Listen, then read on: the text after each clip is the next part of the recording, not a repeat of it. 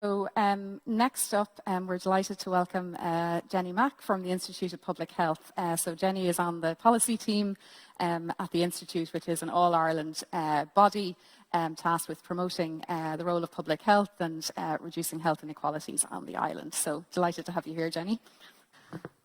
Thank you so much. It's really lovely to be here today, so thanks very much for having me, first of all. So I'm Jenny Mack, I'm a public health consultant at the Institute of Public Health, and full disclaimer, I am not a climate scientist, I am not an expert in this field. I hope I have some knowledge about public health and medicine by now, but please no one claps because I really don't want you to test my skills. So I work for the Institute of Public Health, and in case you don't know, we're an all-island organisation, so we're funded by both Departments of Health in Northern Ireland and the Republic of Ireland, and our primary purpose is to inform public policy. So that's looking at health improvement, mainly alcohol, tobacco, obesity, and I specifically lead on air pollution and climate change. And we really do this by influencing the policy process, by engaging in legislative debates. So that's just to set a little bit of context. But for now, I'm going to kind of talk to you because I'm not just here in a professional capacity, I'm also a concerned human being. I'm very, very concerned about the graph that you can see on the screen at the minute. So just take a moment to have a little look at it. This is global emissions as it stands since 1990s, measured by fossil fuel combustion worldwide. And as you can see, since the early 1990s, this has only gone one way. It has gone up.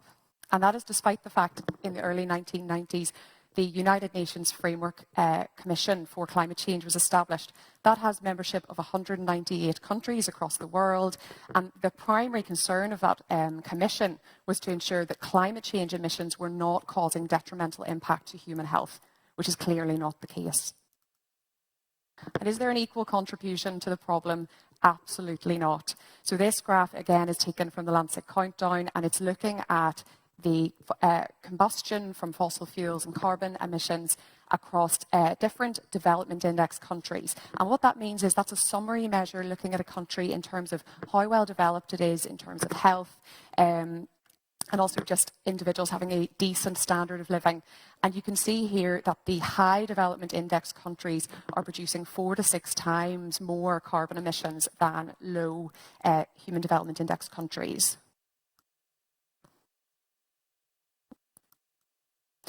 And this also is true when it comes to what's called combustion-based emissions. So these are the emissions that a country consumes, that they import from other areas, other countries, and we know that they're the highest in the high human development index countries. They're 1.3 times greater in those countries than the global average, but they are 26.3 times higher than per person than in low human development index countries. So there is a huge imbalance here in terms of the emissions across the world. But what does that actually mean for human health? Well, the Intergovernmental Panel for Climate Change, who are a United Nations body that use science on climate change to provide evidence to policymakers, and their most recent report was genuinely really quite terrifying. So current greenhouse gas emissions are only going one direction, and at the minute we are absolutely going to be exceeding 1.5 degrees this century. But not just this century, in the near term. And in fact, current projections are looking like we're going to be reaching 3.2 degrees, so double that by the end of this century. And the evidence is very clear. Like, there may be climate denial in pockets across the world, but human patterns and consumption are directly related to sea level rise and global warming, and the science very much backs that up. And at the minute, the current policies we have in place are projecting us to 3.2 degrees by the end of this century. So our children's futures actually do depend on the policies we are making now. So this isn't impacting generations in hundreds and hundreds and hundreds of years. This is impacting our children and our grandchildren in this century. So I think this is quite a complicated graph to explain, so please bear with me. But it's taken from the IPCC report, and essentially the darker colours, the angry purple colour is bad. That is the temperature's getting into the 3 degrees. And we can see here, a child that is born in 2020, at the minute they're projected to be in that dangerous purple colour when they're in their 70s. Temperatures at 3.2 degrees, which we'll go into, what that actually means for their health. But this graph is quite important because it does show you that there are different scenarios. We do not actually have to be in the purple. We can actually be in orange and red, and it depends on the policies that we introduce on a global, but also on a country level. So what are the actual impacts of climate change on health? So there's the very obvious one, which is heat-related death and heat-related disease. So extreme heat causes damage to your kidneys through dehydration. It's linked to strokes. For people who have cardiovascular disease or respiratory disease, they're at greater risk of disease and hospital admissions from heat-related exposure. There's also increased diseases. So that is in terms of vector-borne diseases, infectious diseases like the dreaded COVID-19, waterborne diseases and foodborne diseases. And in terms of the incidence, we're already seeing the patterns moving to warmer climates. In terms of mental health, there's evidence to show that climate change and increased heat is linked to increased anxiety, depression, and even suicidal behaviour. We're seeing across the world trauma, we're seeing flooding, we're seeing damage to people's infrastructures, mass migration and conflict, and pandemics. So the COVID-19 pandemic, there are many, hypotheses about how it was caused, but what is clear is it is unsustainable land use, it is unsustainable consumption of natural resources, and animal and human populations getting closer and closer together so that it's actually very easy for infectious disease to pop from one species to another. And the impact of climate change on health it's not fair, it's not equitable. Everyone is exposed to the impacts of climate change, but the effects are different in different population groups and in different socioeconomic groups. So we know, for example, that the mortality from floods and droughts and extreme weather events are 15 times higher in the highly vulnerable regions. And highly vulnerable regions, we're looking at, in terms of different areas, we're looking at coastal regions, mountainous regions, polar regions, and mega cities. People living in those areas are more vulnerable.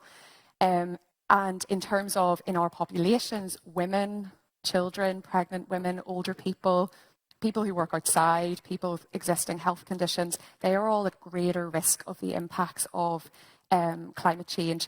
And as we saw on an earlier slide, those who are contributing least to the overall problem are actually the ones who are going to receive the biggest impact. So a question that I really wish I never heard, but I actually do hear quite a lot is this actually impacting our health in Ireland, in the UK? And there's a lot of scepticism that this is just something that's impacting places that are very far away from here. And I am here to tell you that that is completely wrong. Climate change is definitely impacting our health, and we can see this through the heat-related data that we are getting through. So we might all remember the heat wave of July 2022. I think in Ireland we reached 33 degrees. In the UK we were 40 degrees. And I think it was Portugal in Europe actually got to 46 degrees. And during that heat wave, some data has come out. So 2,227 excess deaths, so that's 10% more than the deaths you would expect, happened during the July heat wave in England and Wales. And Pat Goodman and Amy Colton, who are two academic specialists, are running some work at the minute. It hasn't been published yet, but they were kind enough to give me their figures that approximately 80 excess deaths were seen in Ireland during the July heat wave. So it absolutely is happening where we live at the minute. So we need to do better globally. So the red line on this graph shows you what global policies we have implemented at the minute and where that would actually lead us in terms of global warming. So at the minute we can see it's projecting that we're going to end up at 3.2 degrees by the end of this century. Accelerated decarbonisation would not only prevent the most catastrophic health impacts, but it also, if these policies, as Dr. Nero was saying earlier, were designed to maximise health benefits, you would also improve livelihoods and improve lives and actually save lives through active travel, through sustainable diets and through active lifestyles and cleaner air. So I'm going to touch on air pollution briefly, because actually air pollution is very much on the other side of the coin from climate change, and there's a lot of overlap. So climate change actually impacts the processes, the natural processes that govern our air quality. So climate change and climate processes interfere with the actual natural processing of a pollutant, but also the transport of that pollutant. And the table on the right-hand side was taken from a UK Royal Society report. And down the left-hand side, you can see different climate processes, and up the top, you can see different air pollutants. Red is bad, and green is good. And we can see that climate processes are very much having a negative impact on our air pollutants. So if we have heat waves, we tend to have then excess accumulation of air pollutants, particularly particulate matter, which we know are tiny particles that travel in our blood and go to major organs like our brain, for example, and can cause serious damage. And the impact on air pollution on health, I'm just going to run through this very quickly, but air pollution is responsible for 7 million premature deaths every single year globally, which is absolutely mad. But on the island of Ireland, the British Heart Foundation and the Irish Heart Foundation came together to produce data, and they saw that there were 2,600 premature deaths. This was looking at 2019 data from particulate matter. So that's actually just one pollutant. And in terms of the equity aspect to that, people who live in different areas are exposed to pollutants more extremely. So if you're from a lower income community, you're more likely to live in an urban dense area beside busy roads. Your house might not have the ventilation needed to maintain good quality indoor air pollution. But also if we look at the life course, we know that air pollution impacts pregnancy in the developing fetus. We know that air pollution impacts children, and when it comes to children, you know, they're particularly vulnerable. Their lungs are just developing. They're smaller in stature, so they tend to be more at the level of vehicle emissions when they're walking down the road. But they're also powerless to change their environment. You know, if a child lives in a house where there's a smoker or goes to a school right beside like the school I live beside a busy roundabout with loads and loads of traffic fumes, they're very much powerless to actually do anything about that. And then obviously we know that chronic diseases like lung and heart disease make you more susceptible to the adverse impacts of air pollution. And then older people as well would be more vulnerable. So while we need to look at this on a population level, we also need to think about targeted support for those who are most in need. I really like this slide because I worked in the Public Health Agency during the COVID pandemic, which is a time I'd like to forget. But for the purposes of today, I just remember when the pandemic came, everything stopped. It was genuinely a complete emergency. It was a complete nightmare. But what happened was the entire society stopped. We actually did mainly stay at home. All government departments came together and work together on something this important that impacted public health.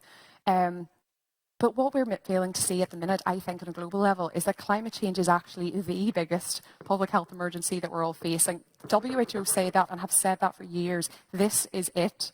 Despite that, it feels very much like there is a climate fatigue, a climate denial, and a lack of energy about this.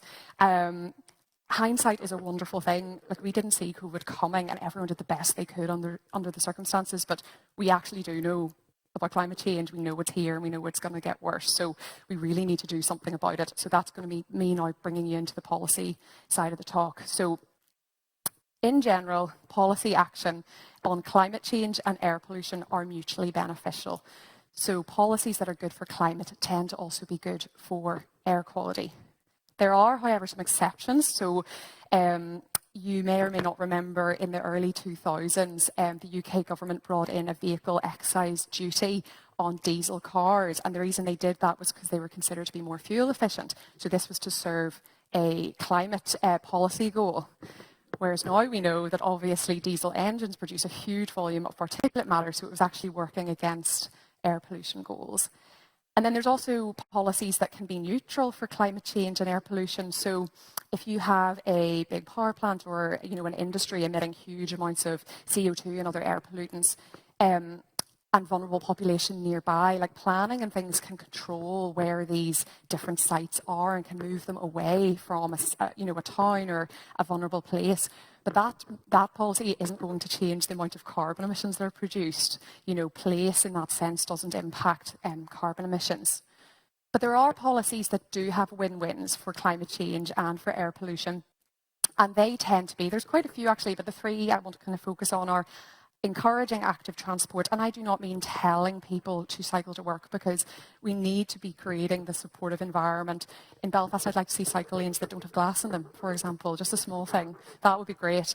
They've just cut the funding for cycling schemes at schools, like where you go and teach you how to cycle. That's been cut in Northern Ireland. Like, these are serious issues if we're trying to create a healthier environment. But by focusing on active transport, we're increasing physical activity, which we know improves cardiovascular health and reduces the risk of diseases like cancer. Reducing industry emissions is a given. And then sustainable food system. I was at a fantastic conference yesterday by the Climate and Health Alliance, who have just launched their new sustainable diets paper. And essentially the food system we have at the minute is driving climate change, it's driving obesity, and it's actually also driving undernutrition in certain countries. And by moving to more plant-based diet, which is locally grown and locally sourced, that is going to be better for our health, but also for our environment. And food is a very contentious subject, but when we look at processed meat, it's a type 1 carcinogen or a group 1 carcinogen. That's the same as tobacco, but we don't think about it when we have a pepperoni pizza. And so making all of these changes are going to really be working for health policy, but also for the general environment. And in terms of health in all policies, what does this mean? Basically, you cannot take something like climate change and work on it as one department. It's just not possible. And there's also issues there, like in Northern Ireland, climate change is owned by the Department for Agriculture, Environment and Rural Affairs, and there are some difficult vested interests there in terms of the agricultural sector. This is something that needs to be owned by the top of government with a collaborative approach across government. And health in all policies is a term that was coined by the WHO, and essentially it means, as I was saying, all different sectors working together, and air pollution is a great example of that. So, in order to address air pollution, we need to be looking at food, active travel, we need to be looking at energy, waste management, buildings, the hospitals need to be getting involved. So all of these different policy sectors need to be working together and collaborating. But this, again, not just in one country. So we have to remember we're one island, and obviously I have a vested interest as an all-island organisation to talk about this, but it is actually really important. We don't live in a vacuum. We are all breathing roughly the same air. We're being exposed to similar climates, and there's a real value in working together in terms of what we do in terms of climate and air pollution policy. So the report that you can see a picture of on the right was produced recently by the Northern Ireland Environment Link and the Irish Environmental Network. And it looked at cooperation on the island of Ireland in terms of shared environmental challenges. And it found that our two jurisdictions have developed, with some exceptions, almost completely segregated environmental governance processes, legal and policy frameworks, and implementation processes. And now that we're in a post-Brexit era, there is the chance that this is actually just going to get worse and worse. So there's an opportunity now to bring our two countries together, work together. And the Good Friday Peace Agreement is actually a really underutilised tool to make that mandatory and put that on a statutory footing. So Vera, I'm not going to dwell on this because I'm definitely over time, but essentially in the Institute, what I am working to do is to inform the policy process, to support our policy makers, but also our implementation bodies, and really try and bring home the message that climate change is a health emergency, and we need to be working on mitigation and also adaptation at the same time. And we do this through partnership working, through bringing events and knowledge dissemination together. And my last slide is actually going to be a very short video from a conference we held last year. So we held an online conference, all island, with organisations from both sides of the border. And we had some fantastic speakers, Professor John Barry, who is a political specialist from the Queen's University Belfast. We had Nick Watts, who I'm sure you've heard of from NHS England, who's fantastic, and Dr. Maria Neira. And I'm just going to play you a short summary video to finish.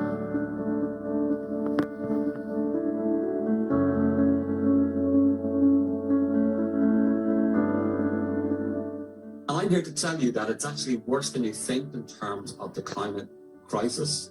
It's not really being given enough airing in the media and so on.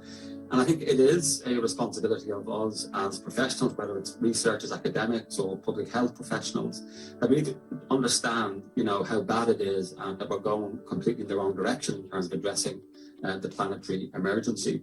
So I do think it is about telling the truth, although that may be uncomfortable and quite difficult, particularly the truth as we see based on the most available science. I do detect a strong whiff of climate delay. And the more we don't tackle this issue, the more cost it's going to be in, finance, but also in human lives and suffering. If you can get the autonomy, the capability, and the capacity and the fun right, if you can get people to focus on the 9 a.m. tomorrow morning question, not what is the perfect thing I should do, not what should I do in 2030, I just don't care. What are you going to do at 9 a.m. tomorrow morning? If we can get, frankly, all of us on this call, everyone across the NHS focusing on that, it's that transition where it's no longer just one healthcare system. It's now 10 healthcare systems, 15 healthcare systems. If you can start to get that critical momentum, that's where this stops becoming just positive, just possible, just something on the side. It starts to become the inevitable future of medicine. Probably the role of the public health community, the health community, will be the most fundamental now, because only the health argument will change the way we are responding to this crisis at the magnitude that it represents, with the level of ambition that it deserves. So let's make sure that if we align, if we are positive, if we quantify the health benefits, if we use the health argument, we will be able to motivate a huge change and acceleration and ambition on action against climate change. And therefore, for us as the health community, we will have probably the best ever opportunity to do secondary prevention and primary prevention on a massive scale. So that's me. Thank you very, very much for having me.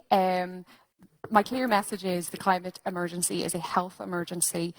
We don't have to accept the status quo. And if we all use our skills, even this conference bringing the environmental and health sectors together is fantastic. If we work together towards positive policies with co-benefits for health, we'll be making a real difference. So thank you.